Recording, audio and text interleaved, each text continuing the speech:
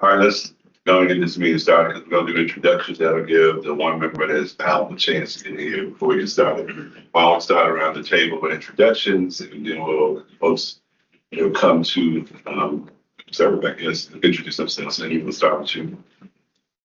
Good morning, Emily Quincy, staff. Ken Shore, County. Elizabeth for City Cat staff. Brad Thomas, City Attorney's Office. Brad Cagle, Cats. Ranking City Queen. Our city appointee. I'm Dora Robinson Bradshaw. James Gass Robinson Bradshaw. Matt Wall, Town of Davidson, appointee. Let's do it in the room before we do that. So over here. One of the Rangers from Alvin Roderick. Company, I'm just my bus family here just to see you. Got it. So we said thank you. Lucy is about a career member of the board.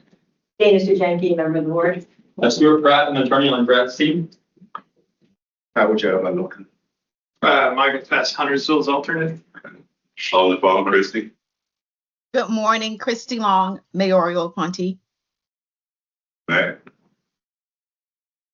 Good morning, Reverend Bryn Mack, City of Charlotte. Yes. Ned Carnstein appointment. Please. Clayton Steely, Mecklenburg County appointment. Please come down and just so we can help the camera not have to stretch out so much. Sir, attention. Giving you and Matt credit, you got the bus riders that came in, so kudos to both of you guys. Yes. All right, so with that, part of this meeting of the bylaws, and although we didn't name it that foundational documents committee, because that's what we're going to cover today. With that, I want to say I think we got a long way at our last meeting of kind of understanding at least some of the big picture items. I want to thank everybody that actually sent in your comments during the review process. And Elizabeth, I'm going to say this just to keep me honest. We had 10 of the 27 sent in comments.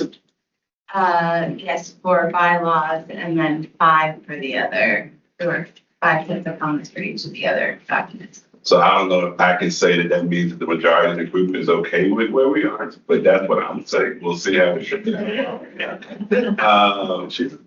But I just wanted to make sure we know how many people actually chimed in. So I would like for you to take that into consideration to start this conversation. The way this conversation is going to go today is that we're going to have Frank introduce our new partners. Actually, that's the better way to say that. And we're going to try to get through some conversation about how we move forward, as well as maybe see what we can do with the bylaws and board rules and procedures. As you saw in the email that Elizabeth sent out, we're still compiling what those 5 people that did the ethics code of ethics had to say. So we're trying to still combine those, and we'll probably have to call another meeting. Whether or not we get it before the next board meeting is, I don't know, but we'll see where we are by the end of this meeting. So with that, I'm going to turn it over to Frank Henry to talk about, to introduce our departments. Good morning, everyone. You'll recall at our last full board meeting, as we were walking through documents, the group by consensus concluded that it would be useful to have legal help in this enterprise, and in particular, to find lawyers who are experienced in these kind of foundational documents. So we have engaged the firm Robinson Bradshaw to fill that role. Robinson Bradshaw was founded in 1960. It is generally reputed to be one of the best corporate law firms in the region, if not the country, for sure. And they're known for their academic rigor in particular. And Robinson sits with many major corporations on all kinds of matters. And so they've graciously dropped everything to jump in with us to help us. Today we have 2 of the partners here, Adam Durr and James Cass, and I'll let them talk to you a bit about what their particular specialties are. They spent time on this, and we have, the chair and others, and I have spent time with them, including our key staff who are in the room, talking about what our aspirations are, and more importantly, what we're not trying to do in this meeting. I think it's important to ensure that. So just as a prelim, the idea here now we want to focus on the bylaws as think of that as a constitution. And so they're going to focus on that to bring us a couple of things. One, look at the documents, see if there are any things we proposed that run counter to their experience. Second, to help us understand what the general best practices, and then obviously to hear us with questions and comments and responses that we might have. And so with that, I'll turn it over to Adam and James. And thank you all. I should also add that, they jumped on this on the weekend and have been working really hard at and accepting our calls and answering our questions to try to move forward there. I just want to introduce the committee member that just joined us for the record. Sorry for my tardiness. Justin Harlow, member. Thank you. Adam, James, Thank you. Good morning, everybody. It's a pleasure to be here with you. We're really excited about this opportunity to work on building up the authority and getting things rolling, working with you on the bylaws and these other foundational documents. I've been practicing law at Robinson Bradshaw for almost 20 years now. I do a lot of litigation work, but a lot of that focuses on corporate governance issues and relationships between the board and the company.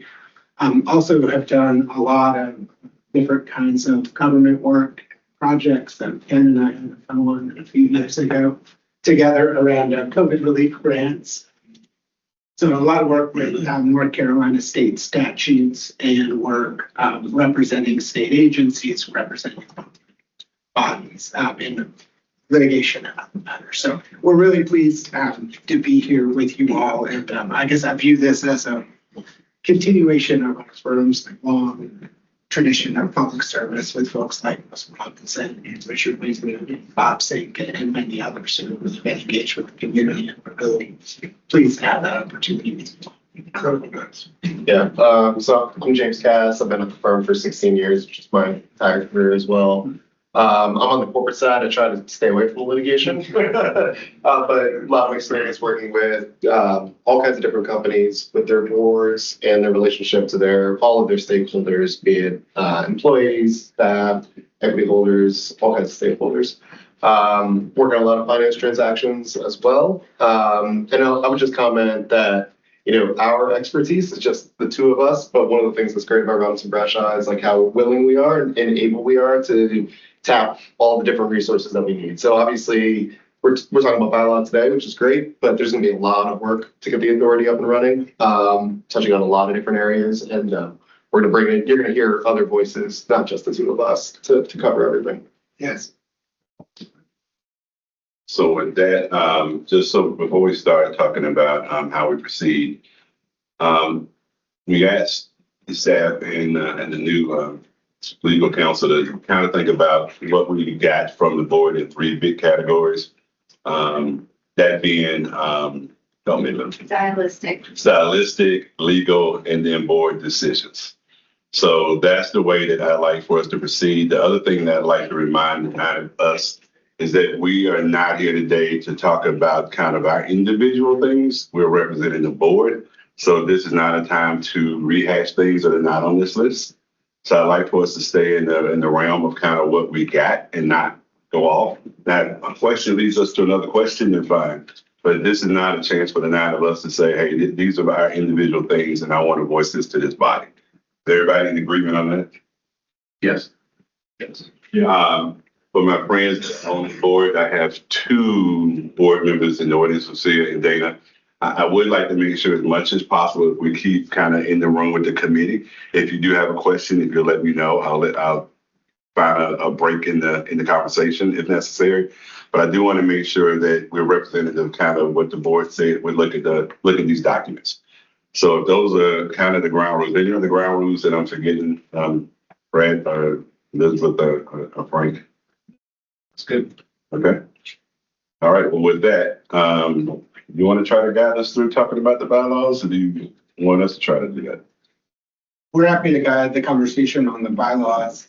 Would either of you like to sort of level set here on the big picture goal for getting these in place and locked down? We were, when we talked, our understanding of the charge was, let's try to get this done by the next full meeting, if we can do that. Yes, considering that there were 10 people that chimed in, we need 21. I mean, we're not far off if that means everybody else is okay. So the goal here is to kind of get through these.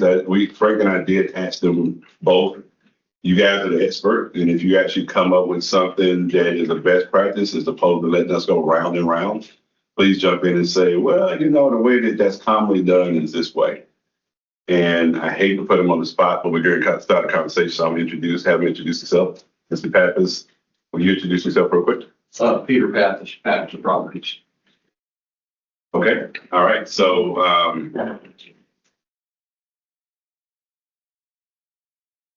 yeah.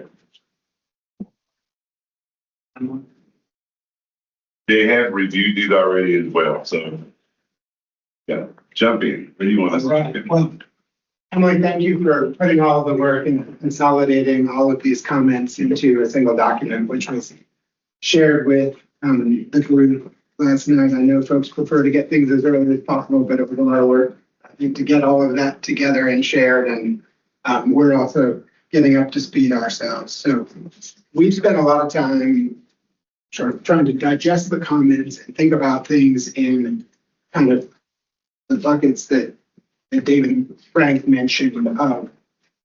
There's some stylistic things, which probably is not, a productive way to spend the group's time. And then there are some sort of core issues that ultimately will be for this committee to consider and the whole board to decide and adopt. So we laid those out. But first on the timeline, here we are, January 30th.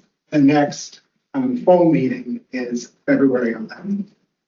If our goal is to have a set that's ready for voting and adoption at that meeting, one of the things that comes through in the comments, and I understand from your earlier meetings, is that folks don't like getting things at the last minute. They prefer more than the 48 hours if they can get it to review material. So we were thinking that our goal, sort of working backwards from the 11th, would be to share a draft following review by this committee on the 6th, so that people would have the weekend to sort of look through those before the full meeting. Which means that our goal. I was trying to say something. Yep, and that would be the day we're planning to send out the packet for that's perfect. Okay, great. And so working back from that, that would mean that our goal will be to share a revised draft with you all at the beginning of next week, before we send it out to the full. Any comments on that? Is this for the bylaws or for everything? Excellent question. We really wanted to focus on the bylaws today, most of all, because those are the most foundational of the foundational documents, right? So we've got the articles that the county already created and put in place, and then we've got our bylaws. And we'll get a little more into this as we go, but I think there are some kind of policy questions and things like that that can be baked into the bylaws, but also could slow down the process. And one of the things that we want to talk to you all about is the idea of having some of those move to some committee work and further thought as people are getting more up to speed, rather than making them files. We'll get into that in a minute. We wanted to focus most on the bylaws. I think it's fair to say that for the board rules and procedures, those are generally not very controversial. I don't think we would need to spend a lot of time on those. And then the third document was the ethics question, where there were more comments, and those are still being digested to some extent.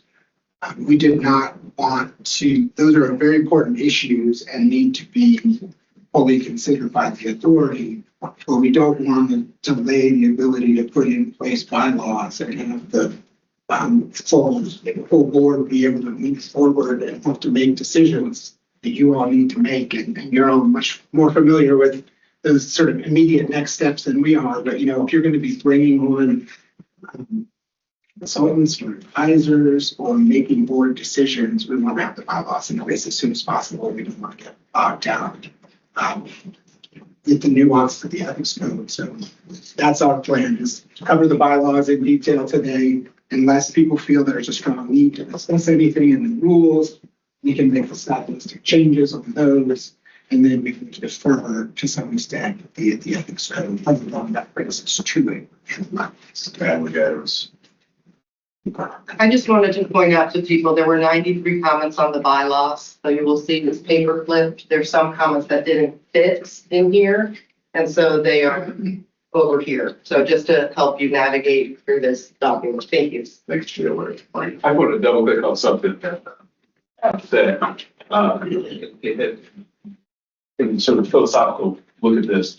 There are lots of programmatic and sort of, I'm gonna call them attitudinal suggestions that people have had. And the idea is that rather than try to have those policy thoughts run through all of the documents, each document will stand on something. So the bylaws will be the bylaws and the ethics will be the ethics. And so so if you don't see it, so what you see in the bylaws is the bylaws. And I don't want anybody to feel like those comments have been left out or somehow ignored. But having each document stand alone in that way, or for maybe better put, carry its own weight, means that it's clear, the discussion's clearer and more focused on each one. Is that fair? That's very good. All right, okay. Thank you. And actually, you did this for us on the phone yesterday, Adam. Maybe Frankie should spend a few minutes talking about what the purpose of each document is, so that we know what it should cover, to your point, when it stands alone. So real quick, David? Reverend Mack, real quick. Yeah, I was gonna let you know that Reverend Mack had a question. Yes, thank you, Christy. I appreciate that. I don't agree with what was just said. I couldn't see who said it, but I believe there are some instances where both the bylaws and the ethics statements should kind of elevate each other. Not a lot, but there are a few that I think, need to help stand up specific concept ideas and policies. So that's what he was just getting ready to kind of talk about from the way it's done in industry. What are these three documents normally? What are the purposes, real quick, so we're clear? So the bylaws are the sort of foundational rules of the road for, it's effectively the agreement that the authority is making for how it's going to conduct its business and make important decisions. What is it? What is it not? It is not necessarily a vision statement or an encapsulation of policy positions on particular issues. One important dynamic here is under the articles and under the statute passed by the legislature, the bylaws require 75% vote for adoption and for amendment. And so anything that goes in the bylaws is locked in short of significant consensus among the group. And there are a couple, that's important because you want these kind of foundational rules to be fixed so that they can guide the authority. But it also has a layer of inflexibility that can be a challenge for sort of day-to-day operations with things like committee work, right? So if you have a really detailed outline of what every committee is going to be doing, it's locked into the bylaws, and then you think, wait a minute, we really want this committee to also be responsible for this thing. You don't necessarily want to have to go back and try and amend the bylaws with the 75% threshold. So I think the focus on the bylaws is kind of the foundational governance documents without getting as much into the sort of policy and into the weeds of the day-to-day. The operational procedures. I think it's baked in, but just so we do the same thing on that one, real quick. Sure. And the board rules is, those wouldn't require a 75% vote for amendment. They are important questions, but they're more sort of procedural, down in the weeds for how you're going to run meetings and how you're going to sort of manage, like if somebody wants to get up to go to the bathroom, how is that treated in terms of their absence from the meeting for quorum? It's more in the sort of detail of the conduct of the meetings and the organization's business. When these were being drafted, a lot of the procedures that we tried to pull into this document out of the bylaws. So we tried to do that, but if we didn't get it all, please help us with that. And just the last thing, the code of ethics, what is it and what is it not? The code of ethics is basically the legal, ethical and to some extent moral principles that are going to bind the authority and probably more than the other documents, bind the individual members of the authority in the conduct of their own personal business, which is one of the reasons why I think you get a lot of comments on those and they require some careful thought and debate, is because people are thinking a lot more about how is this going to impact me and my ability to do my job and also serve on this board. So those are really important issues. For example, to deal with questions like conflict of interest, direct versus indirect conflicts, refusal of members when they might have an interest in the decision that's being made by the authority. But generally speaking, that's in the scope. Just because it came up, and I'll let you lead us after this, because we've heard a lot about attorney-client privilege around the code of ethics. What is that relationship between MPTA, counsel, and the member?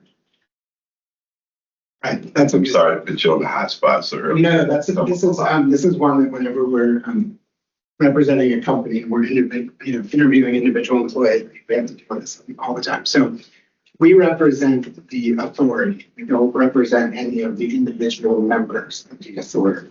So that has a couple of implications. One is that individual members can't come to us and get legal advice about their own individual situations, right? So if when the authority adopts a conflict of interest policy and it lays out specific guidelines and rules, if somebody comes and has a question about how to apply those rules to their own personal situation, it's not going to be appropriate for us to sort of apply those rules and bless or prohibit whatever they're saying, right? We're not going to be able to say, yes, this is a conflict of interest, you shouldn't accuse.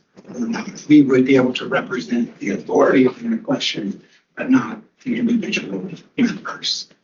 That's one piece. The other piece is that because we are serving as counsel to the authority, we are able to give legal advice that would be privileged. Right now, we're in an open session.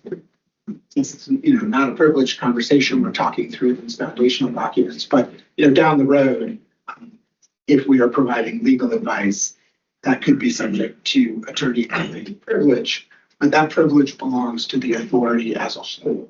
And so, when we get there, the instruction would be that the members need to keep that to themselves to protect the authority's privilege. James, did I miss anything there? Just one corollary in that. It would also mean that we'd have to be sensitive to who's involved in this conversation down the road in order to protect the privilege. Right? They would have to be limited to folks representing the authority. Right. So that's, yes, sir. So how does that work if we have a question about conflict? You're saying you can't interpret the motion. You can't advise us on whether or not we should recuse, so we can get other counsel. How does that work practically? I understand the question, and that's one of the challenges with the code of ethics, and it's so complicated with sort of dual roles. And I understand that folks will want, if there are nuances or ambiguities in the rules, and it seems clear how they reply, you would want guidance about how that might apply to your situation. And that's one of the issues that we will want to flesh out in the code of ethics. And I'll also say that one of the reasons that it's particularly important to have those be really clear and unambiguous is to try and avoid that situation as much as possible, because I hear that perspective from where you're coming from. Yeah, I agree with that they need to be as clear as possible, but if they're not, I mean, it's probably hard to define every situation. So back to my question, who do we go to? We hire an attorney and have them interpret it for us? How do we, if we're unclear, how do we manage that? Seems like it's sort of creating the whole process. You can't tell us what you should, in our view, you should recuse yourself. Right. And I think it's a question of, we can't answer that question as a lawyer to you interpreting the rules, which is not to say that that's not an appropriate question for an individual member to bring to the authority or some of the group of folks to answer. Right. And so one way that could work is that there could be a process in place under the ethics code for a subset of members or an ad hoc committee or maybe the executive committee to handle those kinds of questions and provide guidance. But it just would need to come from the authority with our legal advice to the authority rather than us providing legal advice directly to the individual. Does that make sense? No, really. It seems like that's a lot of process to answer a relatively straightforward question. I can help. So, Peter, if I understand your question, if you, I see you, Christy, we're coming, dude. oh, sorry, I didn't say, okay, so I think what I hear them saying is if a member comes and says, I have a question, I have a situation, I have a question, the answer that would be coming from the authorities council is the authorities position.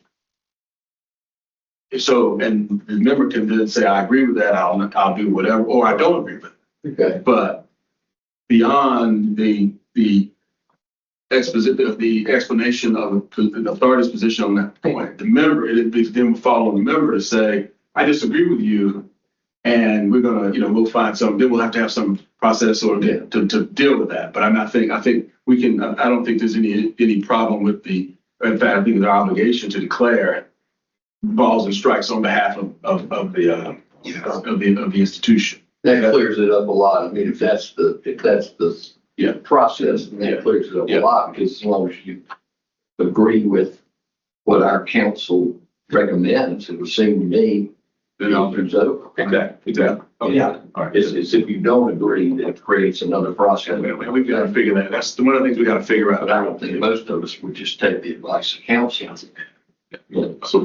So remember, we were going to deal with bylaws and procedures today, so we're going to go over that. But I mean, I think the attorney-client privilege thing was important. That's why I brought that up, so we can get that on the table. But we will dive into what happens with the rest of this code as we go with the code of ethics. Just may not be for me. Yes, Christy. So my question really plays off of what Peter and Frank have just said. I would want to understand if this is going to be documented in the bylaws, this process that was just described. Where would that process be adopted? Question one. And then the second question is, I am still unclear on the protection of the member, even at the advice of counsel from the perspective of the authority. So if you agree and you still experience harm, then what? I think the answer to that is more to come. We're figuring that last part out. I'm just jumping in the experts here at the table, but back to the question about process and how that works. I think one of the things the chairman said earlier, which I think is really useful, is we think of each of the documents as a separate standalone. Then what happens is we're talking about conflicts. All of that process, when we're focusing, will be in that document. So, to take Peter's example. The way you raise the question, who answered the question, the impact of those answers, all that will be addressed in that document. So that's where that would be. So remember. So Frank, what's that document? Code of conduct? The code of conduct. Okay. The code, yeah, not the bylaws. It will be the code of ethics. Yes. Okay. And just to anticipate, so we get down the road, we may conclude that becomes more than one document. But the point is, at least as we've been talking about it, the anticipation is that there'd be one place that the public and our members would go to understand the rules on X and how the process works on X. But the bylaws would remain, since the Constitution, the rules of organization would be the bylaws, and then we have these separate places. But it'll be on us to make sure it's clear where people go to get their answers. There you go. And we go, and then I want to get us to bylaws if we can. Yes, sir. just to reiterate, and I think Adam and James said this, but to reiterate, when you think about the bylaws and all of these foundational documents, and I know this is really hard to see right now because we're early into this, there will be policies and procedures. There will be a host of other documents that are written that come along to support all of these, or vice versa, these support those. And so some of these questions about, well, what will the process look like? Again, it doesn't need to be written in the bylaws. It does need to be written, but that's in a separate document, policies and procedures. And the good news is, I think we've got a great draft of the bylaws. The bad news is there's a whole bunch more documents to write after these are done. Right, the only thing I'll add, I'm gonna move, yes, Reverend Man. I want to reiterate and put on the record, again, this is one of the instances where I think it's important that we have a standalone document, of course, of the Code of Ethics, as well as the foundational document of day-to-day operations of the bylaws. But as it pertains to the Code of Ethics, there should be a clause that says refer to the Code of Ethics, because the Code of Ethics really is the foundational document to determine how we as members are to interact with each other and with the community at large. Yeah.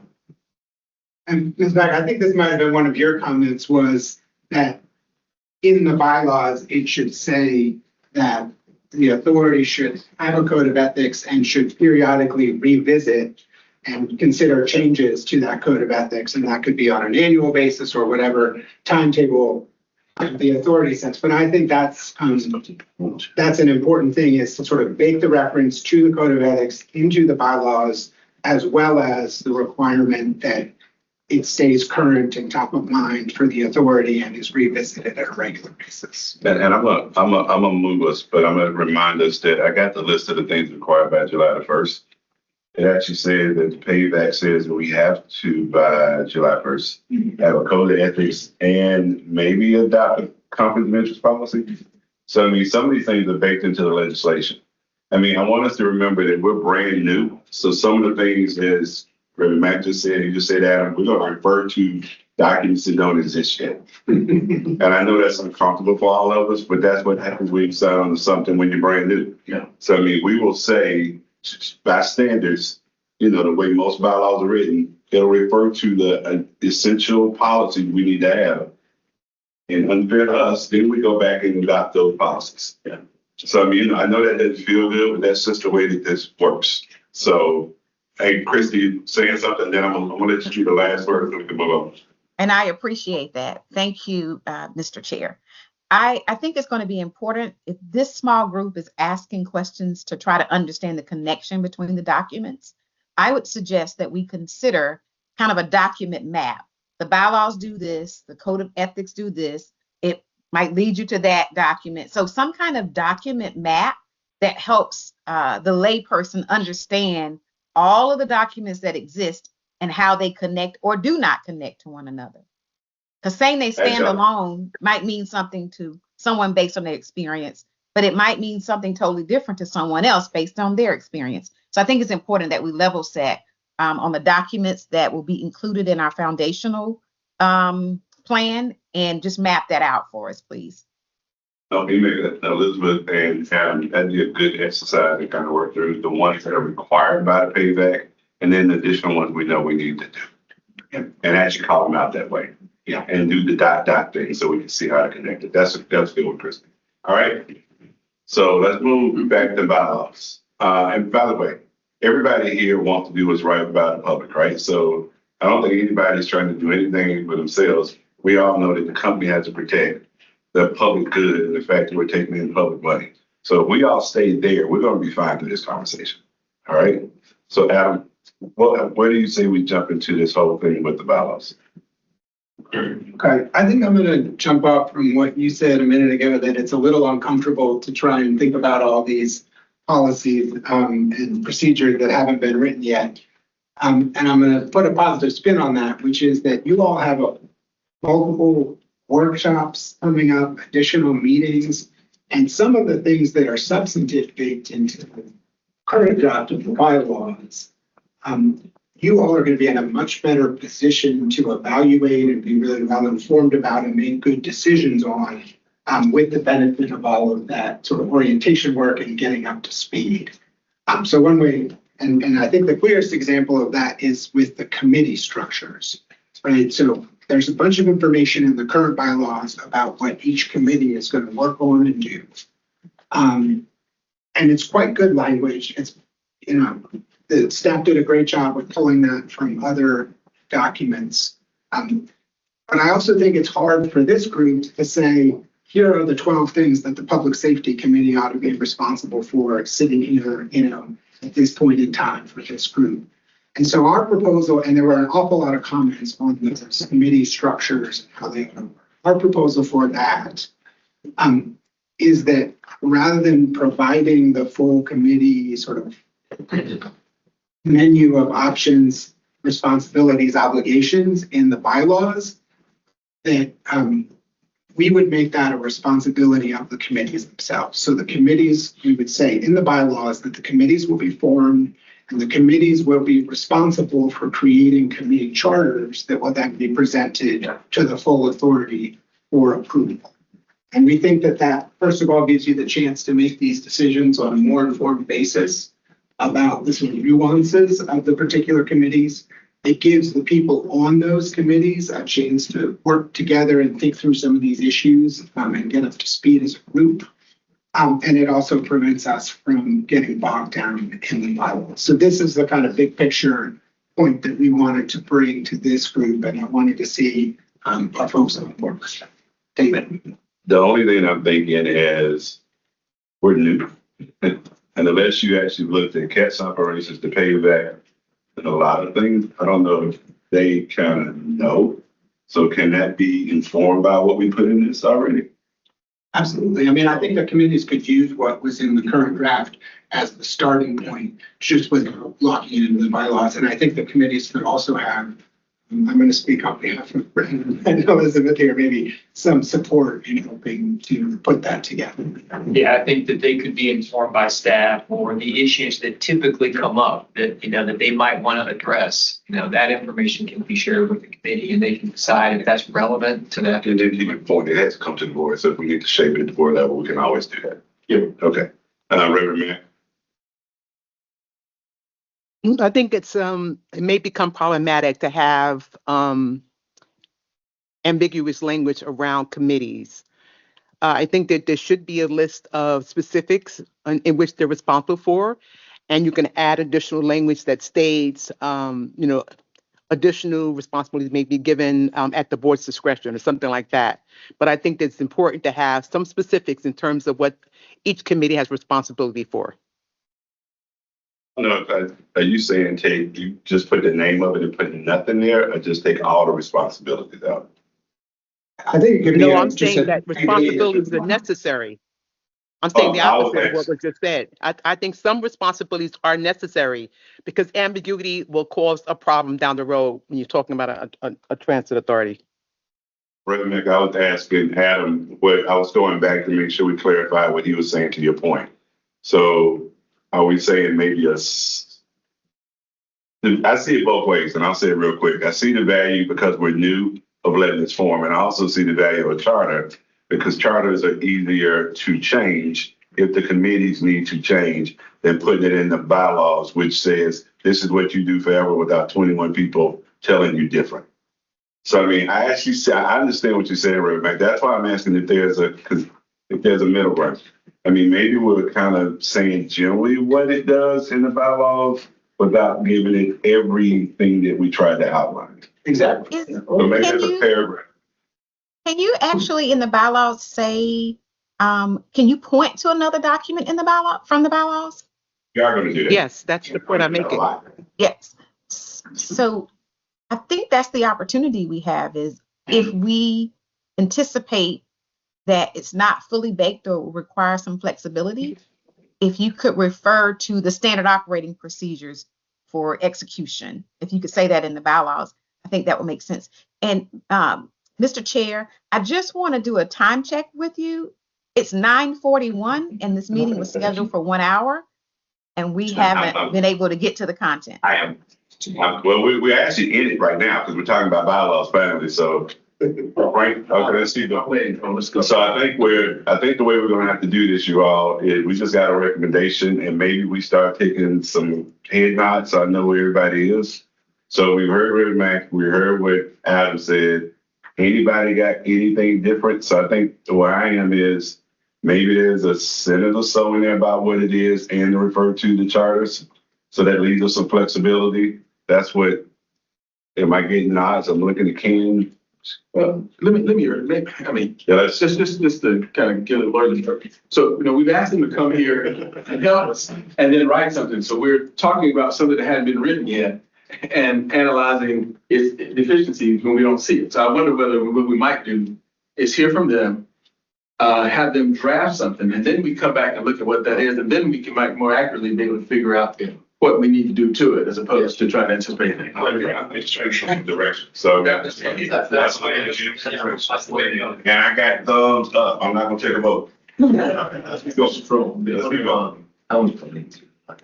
Oh, we got an easy one. Come on, dude. Yeah, exactly. We're making a little progress. So, there were a number of comments about the quorum setup and voting. So right now we have 27 members of the board. We need 14 to establish a quorum. This draft of the bylaws would have just a majority of the people present at a meeting is sufficient to act. We got a number of comments around that, right? Because that could result in 8 people acting on behalf of the 27-person board. That is a common setup, but it's equally common, I would say, to say that it really does require a majority of the board to act, right? So I think quorum at 14 makes a lot of sense, but we could but then change the part about how many affirmative votes you need in order to act. If you only have 14 people, you got to get all 14 people to vote affirmatively in order to actually act on behalf of the board. I think that wouldn't make sense. That one's hurting us a lot because we're worried about 14 on everything. But let's go, Clay. Wasn't that mentioned in the legislation, though, in the payback itself? How many people was quorum, I thought? Quorum is decisions inside of 14 only is what we're talking about. Whether or not 8 people can decide anything. All right, so who else has a question on that one? I think what you just said, things is that you're suggesting that we leave it at 14 for every action. Yeah, I mean, you could do a middle ground, right? You could try to define like a major action or something like that that requires the 14, and then anything less than that would only require the majority of people present. I do think that then opens a can of worms where we can get bogged down debating what a major action is or isn't. Yeah. Reverend Mac? He pretty much just answered what I was going to say. I think we should keep it at 14 for now, especially because we're living in a lifetime of virtual ability to enter a meeting. So I would prefer to just leave it at 14. Having 8 people make a decision for the entire board is a little scary for me, quite frankly. So I'll leave it at 14. To clarify real quick, we cannot do, what is that legislation about not having people dial in and do votes for the board? Somebody. Yeah, right? so there is, for a while, we had a state of emergency with COVID, and that was lifted where you could do virtual, but then that is no longer present. So there's a question about whether or not, because the statute says whether or not someone is present. And the way that it's been interpreted by the school of government and others is that to be safe, present means in person. Present does not mean virtual. And so the risk is that if you have a meeting, and let's say that it's a really important thing. Like maybe you're going to do a grant agreement and you have a date, a deadline you have to hit. It can be invalidated, right? And so that's the point of trying to be present while that is conservative as we approach this whole video. So, Red Mac, I think we can't do that to be safe, is what we said in the room. I'm gonna throw a compromise and nobody else had it. Thank you. I didn't know they had lifted it. I didn't know they had lifted it. Thank you. I appreciate that information. Could it be a third of our members instead of 14 so we can get things done? What I want to do is have to have 14 all the time. So maybe it's 9 on all actions on city council right now. They can't, I don't care how many people show up, you have to do at least 6. I mean, I don't care how many people are there. If only 6 people come, then 6 people have to vote. So, I mean, I just want to make sure we keep the ball moving on actions. It's just a Mr. Chairman. daily suggestion. Yeah. Yes, ma'am. Mr. Chairman, 1/3 is a language that's used quite often, so I'm comfortable with that language. Around the table real quick. And I see Lucia nodding her head. So Lucia, I come to you as soon as I hear from the committee. Yes, King. I like the idea. I'll just observe that if you think 8's a real problem, 9 is a whole lot better. I'm trying to make. Yeah, but I grab something. Yeah. And I don't know what fraction it is, but it's 10 or 11 if we want more than a bare majority of a bare quorum. And the third is a nice fraction, but it only needs one more vote.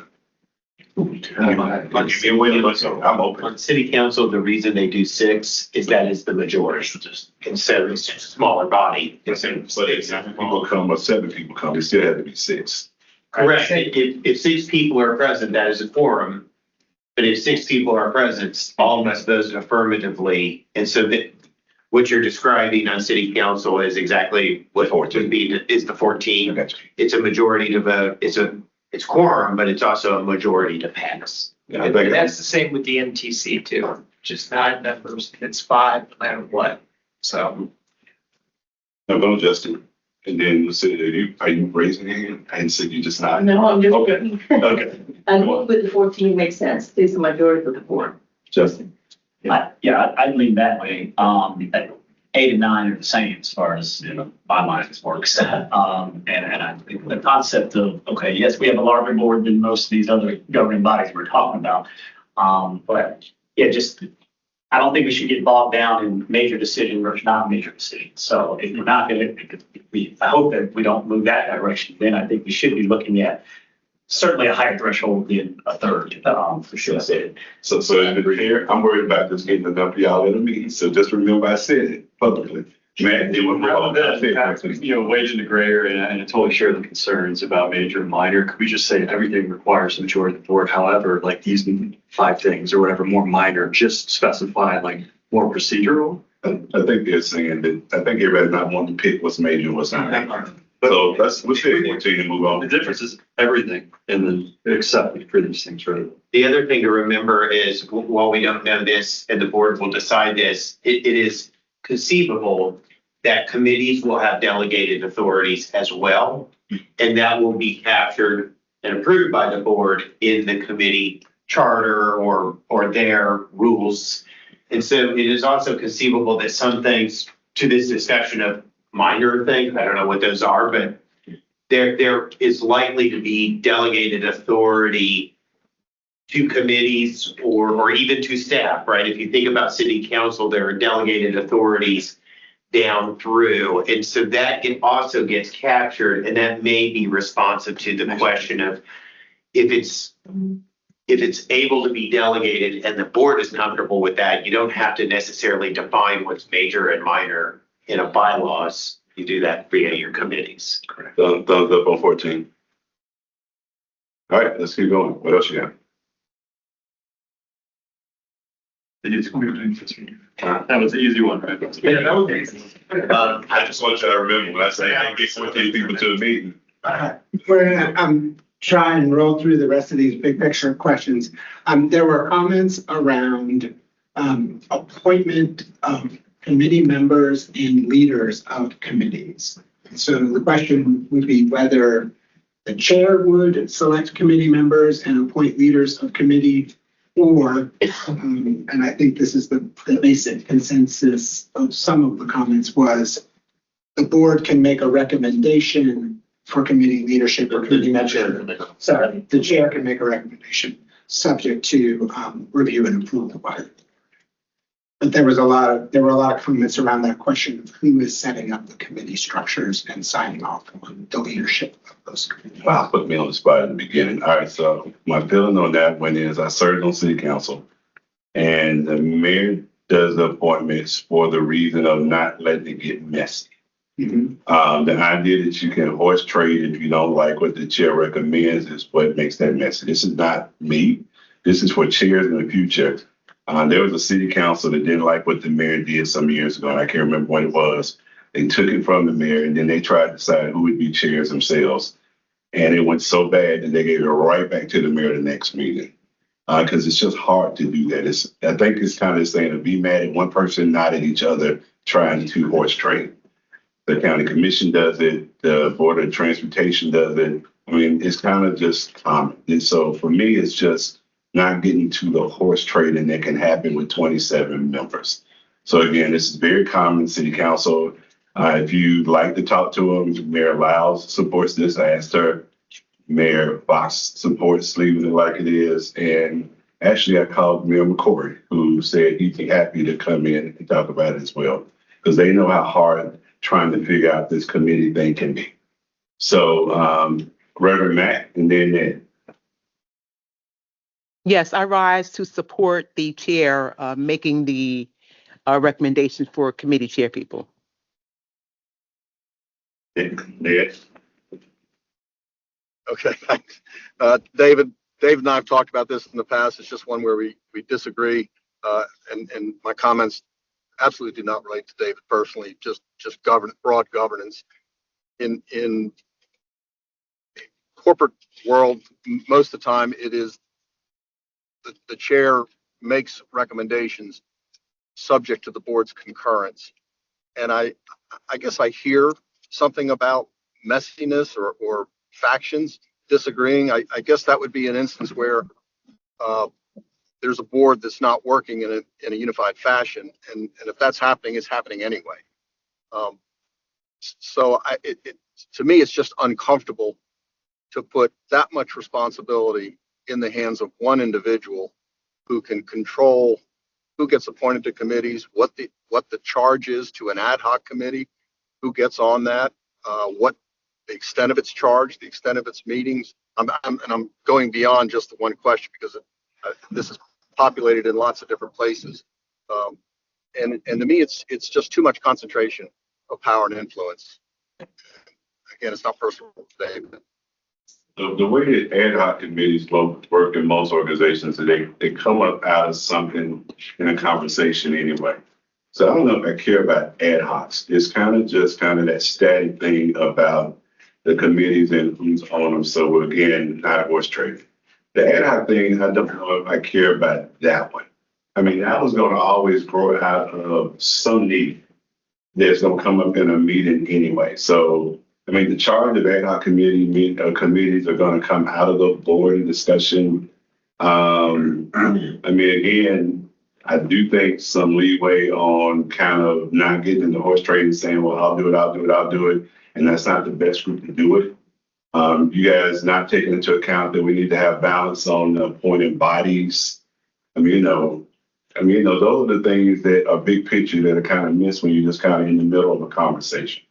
So, again, that's where I'm on David, that one there. But David, you're the chair would be the one who would make those decisions unilaterally without an obligation to consider about representation as to whether gubernatorial appointees or in a chair role or county or city or towns. You've left that entirely in their discretion versus some accountability to the fuller board by being thoughtful in the chair's recommendations. And 99% of the time, the chair's recommendations are followed. It's simply a check and balance. And my reading, I can't say I'm entirely comfortable this is correct, but I don't think there's an option to remove a chair.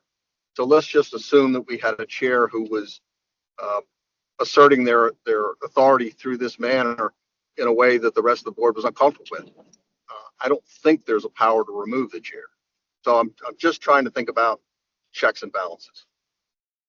In some other instances, you have a nominating governance committee that would come up with a slate and then bring it to the board, and there'd be that discussion. The chair obviously would drive that situation, but ultimately that non-gov decision report would come to the full board. So you'd have the advise and consent from the whole board in that way, and the chair would get to drive his or her. And the chair would also have the opportunity to drive his or her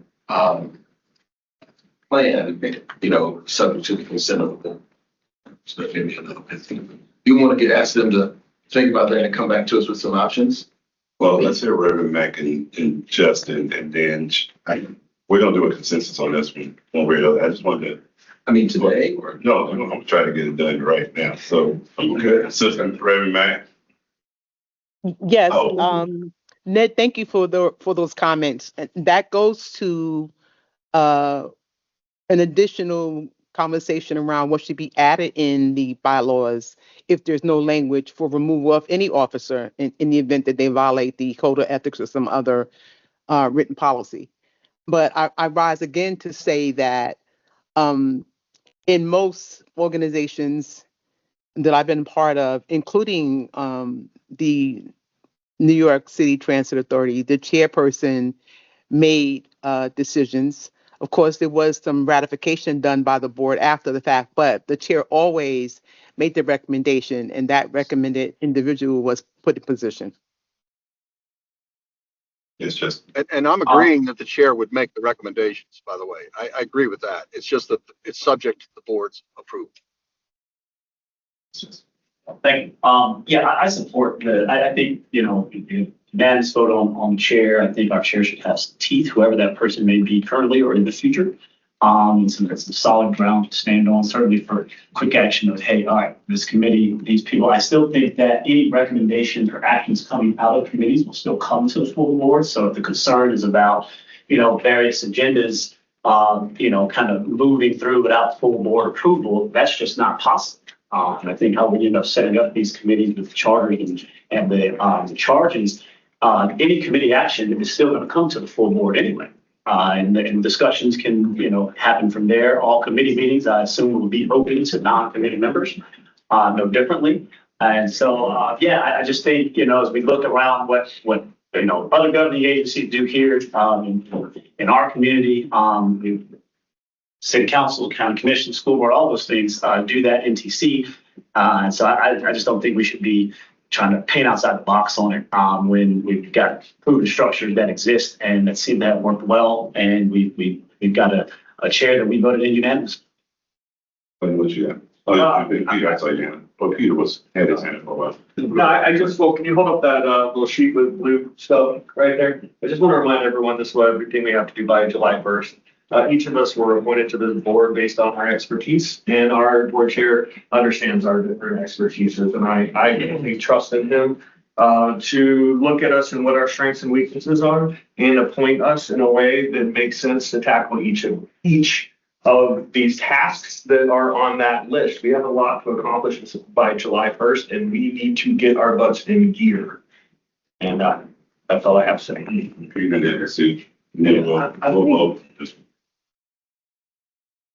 Interesting. I think Mr. Henry's suggestion about a nominating committee is one way to do it. I think the point is that the chair might benefit from some collaboration on this with someone. So whether that's the executive committee, what I think I suggested in my comments, or it's a nominating committee, that might be beneficial to our current chair, future chairs, as they're thinking about this. So, that's a step in the process, but not necessarily a very onerous step, I would add, because you have 27 people on this board, and it's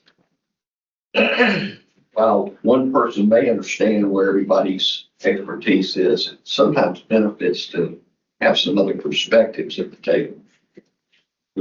I think it warrants to have that work further because we are comparing a lot with elected officials kind of boards. There are political positions and duties to the community, but we are created where in purpose we have no elected officials on our board. It's more a mix of a corporate political kind of body. So it makes sense that we think in the future. Well, I have most respect for my current chair. In the future, this needs to operate similar to a corporation where there are a lot of people helping the chair of the board or chairman of the board make better decisions. So we're a committee, like I'm suggesting, or a group supporting that makes more sense than putting it all on the chair to to make all the decisions.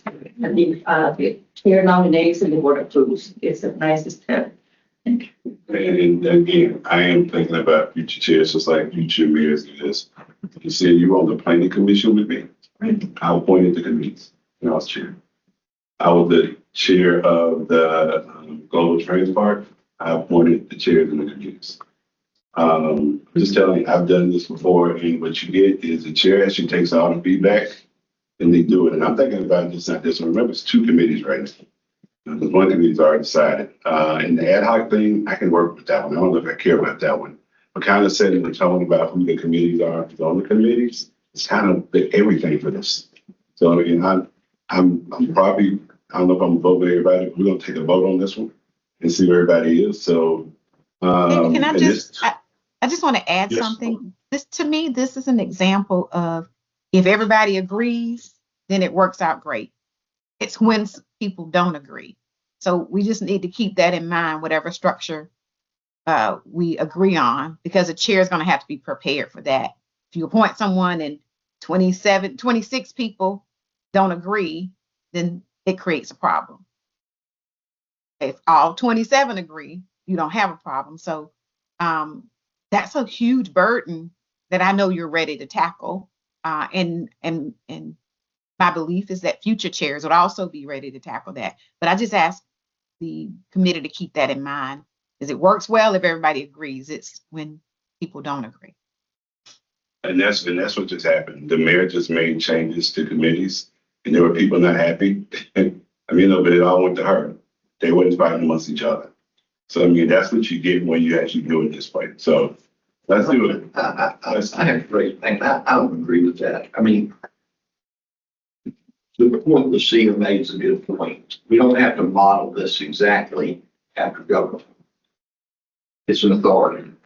And I think her point was similar to mine. Get a little collaboration around this. That I don't think that's a big ask personally too. I think the chances of this, whatever you propose being accepted, are super high that would happen. But it sets precedent that there might be a group supporting the chair, like any CEO would have it. Just because that's how you all do it politically doesn't mean we have to follow that structure. So I'm not sure that's, well, I know the global phrase. It was not either. But go on there, and then this committee don't actually just vote. I knew we wouldn't agree on this one, at least not with me, because I'm thinking about future chairs. So Before we vote, I guess I've got one two questions. One is, could we hear from Robbins and Bradshaw on what they see as standard practice?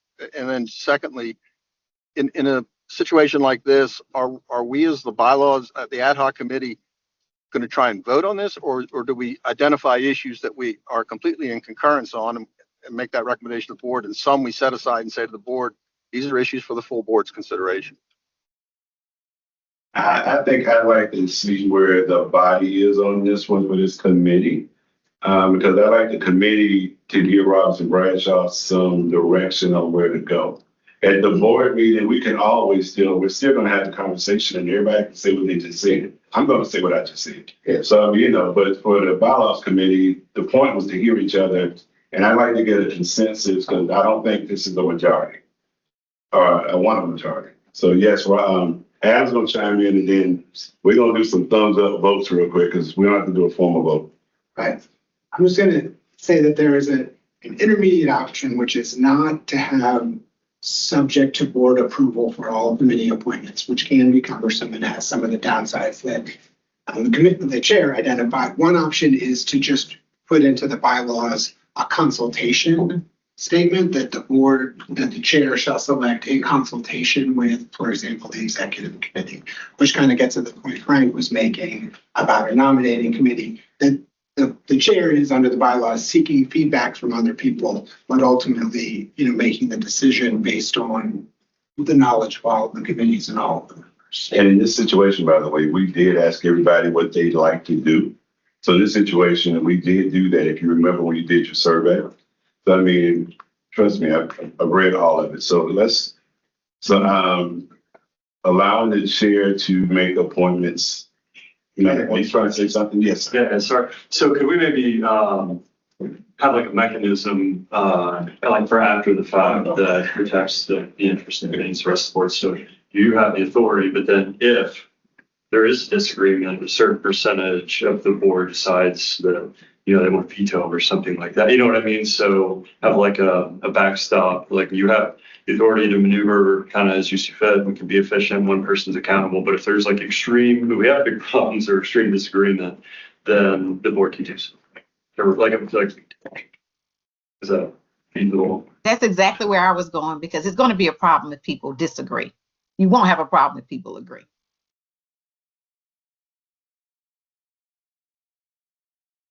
But Christy, you're right, but that's going to be the case in every situation, though. When people agree, they agree. When they don't agree, they don't agree. But if they disagree and act in a way that's not becoming of this board, then that then kicks in the ethics, the code of ethics. I mean, there's a way that we should be operating whether we agree or disagree. Absolutely. I'll flat out tell you that I have heard from no less than 10 people that want to be chairs of 2 committees. And probably 15 that want to be their large person.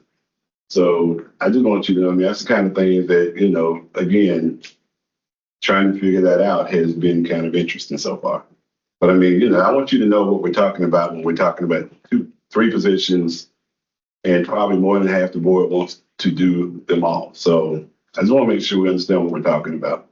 And from a good governance perspective, you do need to consider all of those decisions together. You can't do them one at a time, like committee by committee. There does need to be somebody who's thinking about the big picture of the balance across all of the committees. And that's the governance reason to have the chair. Yeah, we're already 10 minutes over. So why don't we just get a committee members, leave it the way that it is. And I'm talking about just the executive committee members. The ad hoc thing, I am wide open on that one, because that's going to always grow out of something. So just on the 3 executive committee positions, which are the 2 chairs and their large people, where you guys at? Chair have it or not have it? I'm thumbs up for chair have it. So I got Chair have fun. Would you restate, there's been a lot of conversation. Would you, so just restate in one place the option you're now describing? the one that's written into the bylaws, as they said right now, which is the chair makes the decision on those 3. I just want to create a consensus. With no consultation. It's already well, the consultation would be, I think consultation is talking to everybody about what their interest is. So I don't know what that is. Would be comfortable if the chair's appointments were as a result of consultation with the executive committee. That's conversation. Mr. Chairman. Well, Ned, let me let Ned finish. Right, Matt.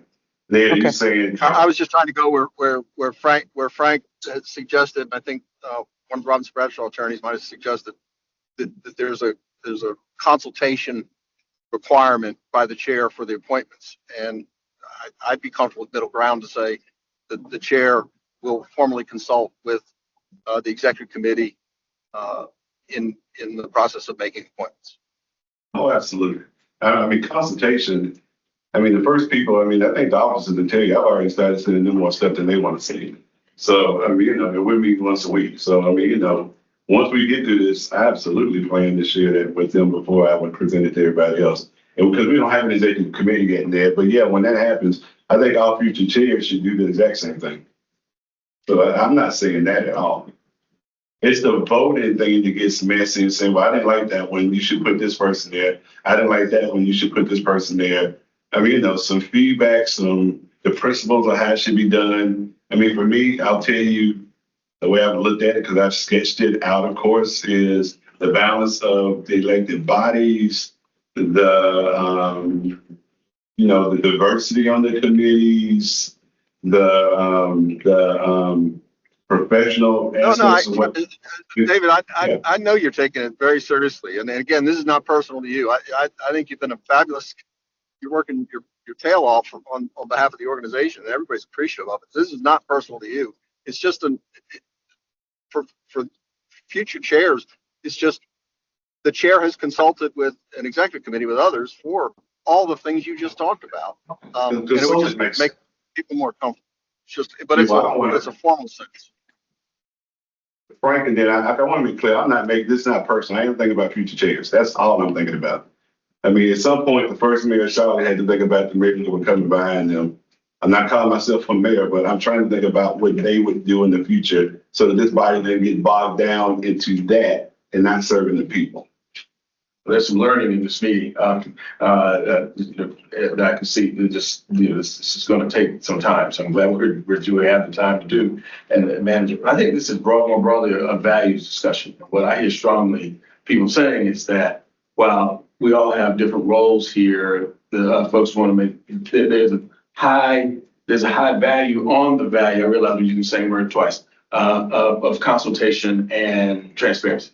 I mean, that's what so I think to our scribes, as you think about writing this up, we need to have that value run through this. That's what and to make sure so folks don't feel surprised or left out. And then there also some ability to raise their voices.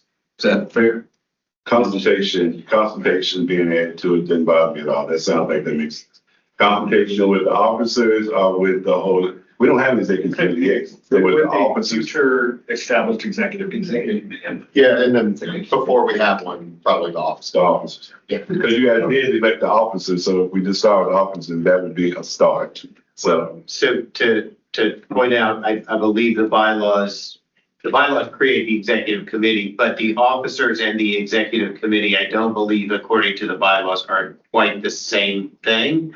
So I just want to say, depending on what, I think that the executive committee includes an appointment as well. Well, that was to get to 7. I mean, so. Yeah, so I just wanted to point out that I think the conversation sort of was going towards, well, officers and executive committee are sort of synonymous, and I don't think according to the current bylaws they are. That was in the time. Executive, I think we're going to consultation with the executive committee, if there is one. Yeah. But for right now, when there is not one, it's right. What can I deserve is that you all heard, I'm looking at our lawyers, you heard this conversation, and there's several things running through it. Can y'all take a stab at one or two alternatives and bring it back to us? Because I see this think we all can- from this room. Yep, I do think we can come up with language that addresses that concept of consultation, but doesn't bog things down. That's all I'm talking about. Reverend Mack and we're already at 15 minutes. It's up to y'all. Yeah, two points. At least, so y'all going to leave. Yeah, 2 points, Mr. Chairman.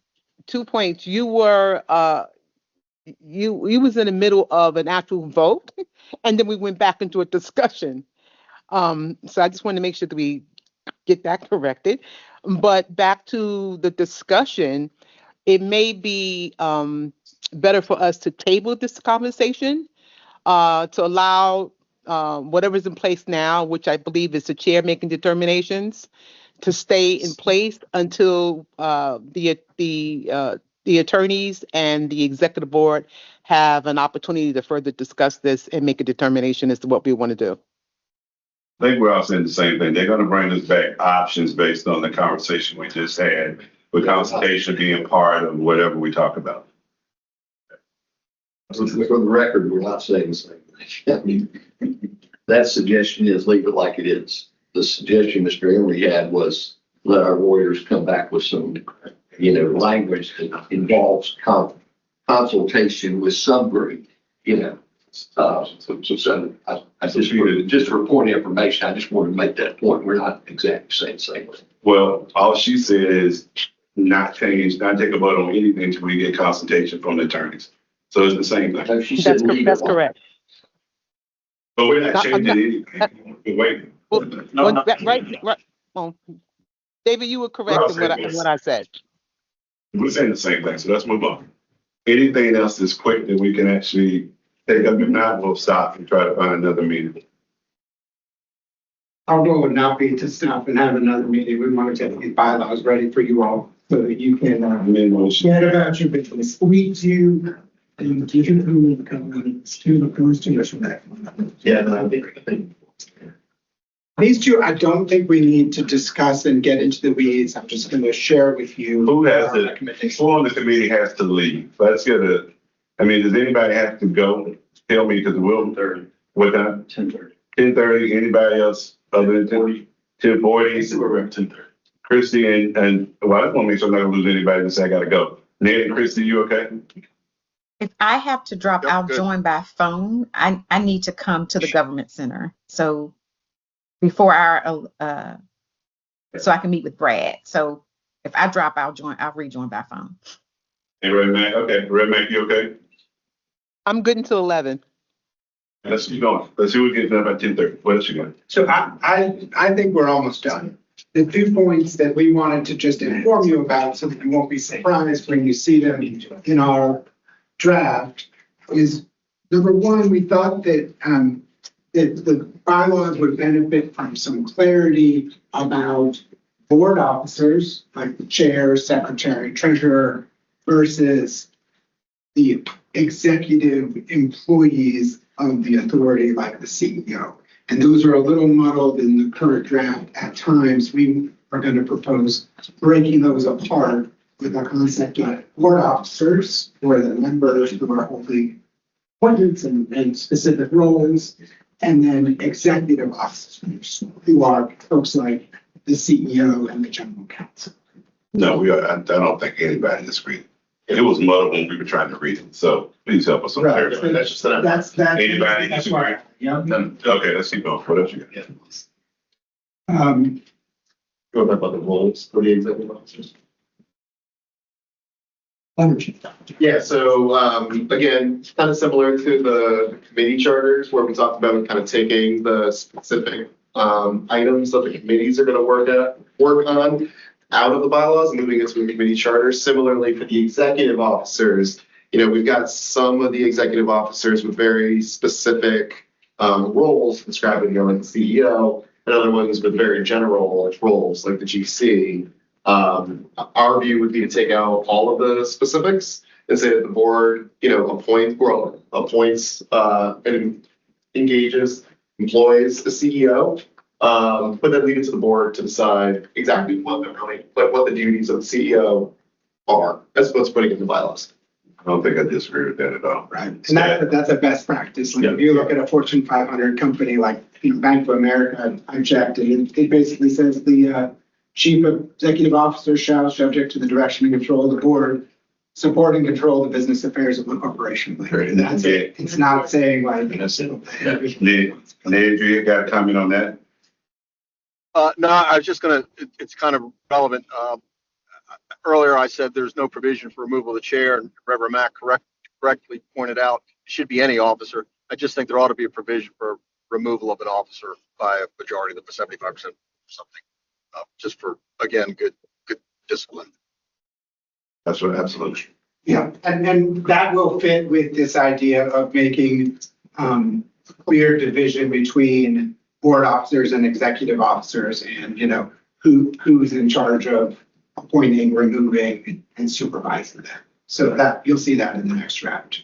And then that's a good distinction, because I think we struggled when we were starting this draft, the difference between removing from the MTC, MPTA, because you can't do that because everybody's appointed. It'd be nice to have some thought about it, how we deal with that too.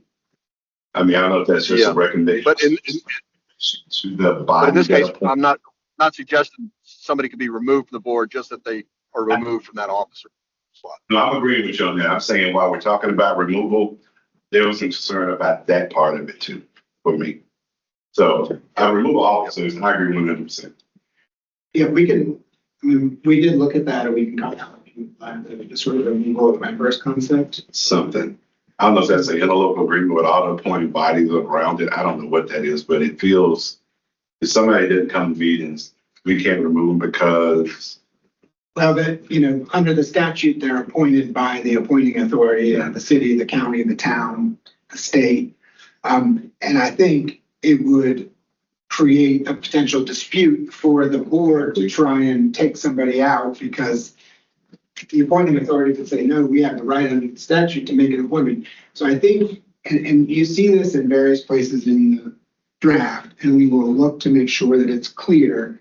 There's an idea that you can report to the appointing authority And there could be a process, for example, for the executive committee to reach out to the appointing authority and say, hey, the person that you've been appointed, hasn't been showing up to meetings and hasn't been handling this. It's attendance for me and making sure we can do business. So that's what I'm thinking about. Reverend Mack, I mean, I wanted to point that out while we're talking about. No, renewal. I'm Reverend okay. I'm okay. The attorney just said what I was going to say. I'm fine. Mack. What else we got?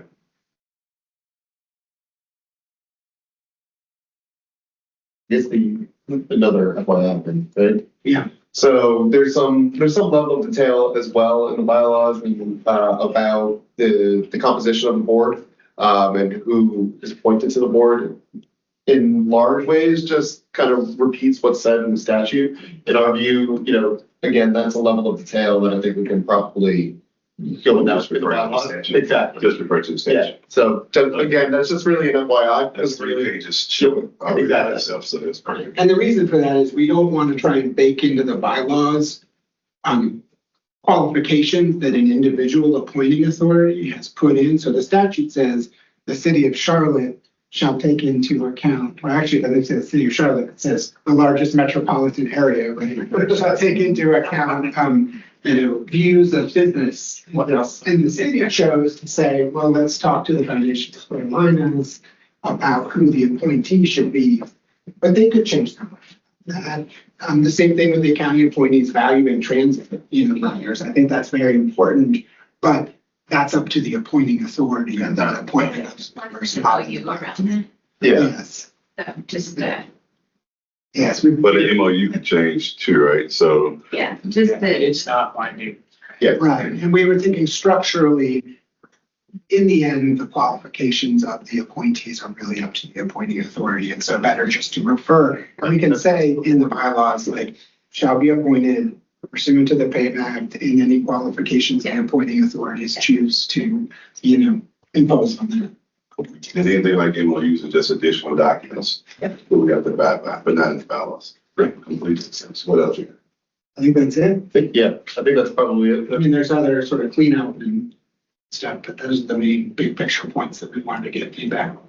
So I think we're done with bylaws unless there's a committee member who thinks of something we didn't think about. On once, gone twice, done it. The procedures, are those hard? Can we do 2 things a day with 5 minutes? Yeah. I'm not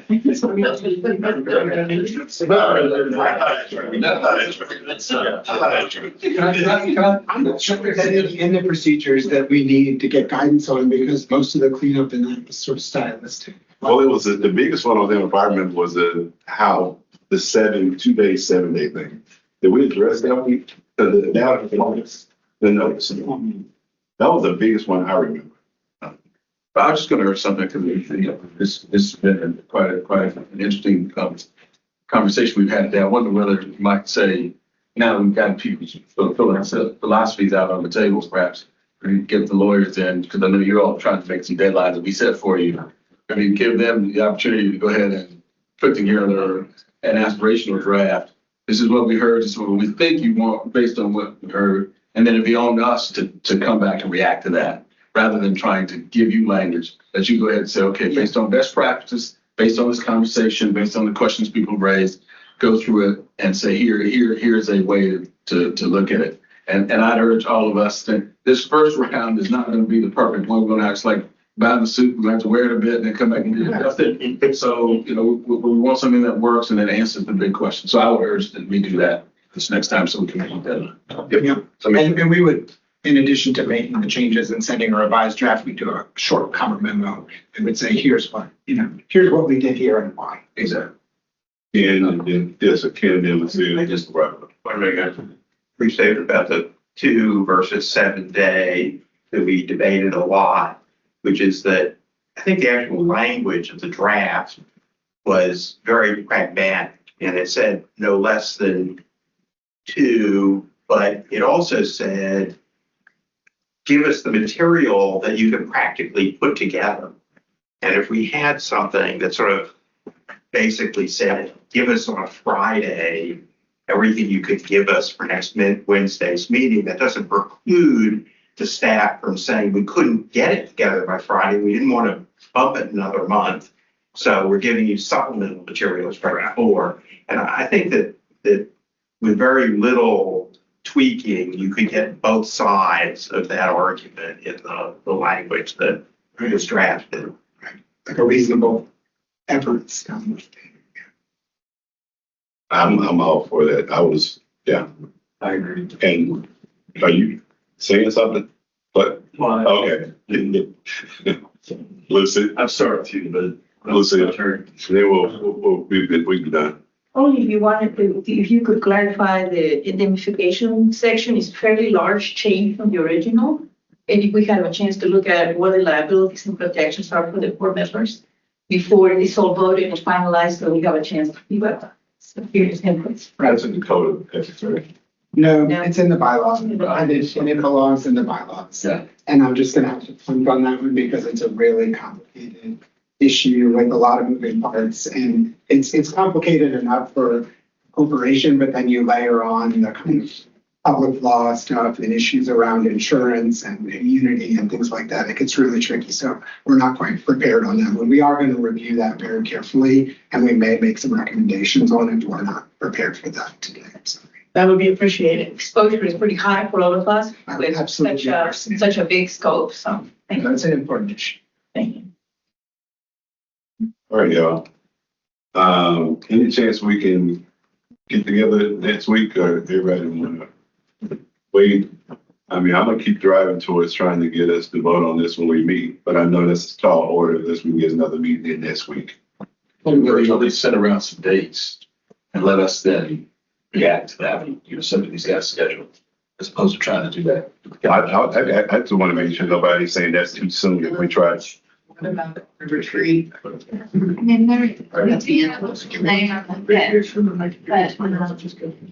that's why, but we scheduled it from 8 to 5. And the problem with that is that I don't want to reopen this to the full body of the conversation. We need to pull the committee away. So the committee would have to be willing to either come early or stay late in order to have another meeting. That's why I had to put that in this. The building opens at 6 a.m. But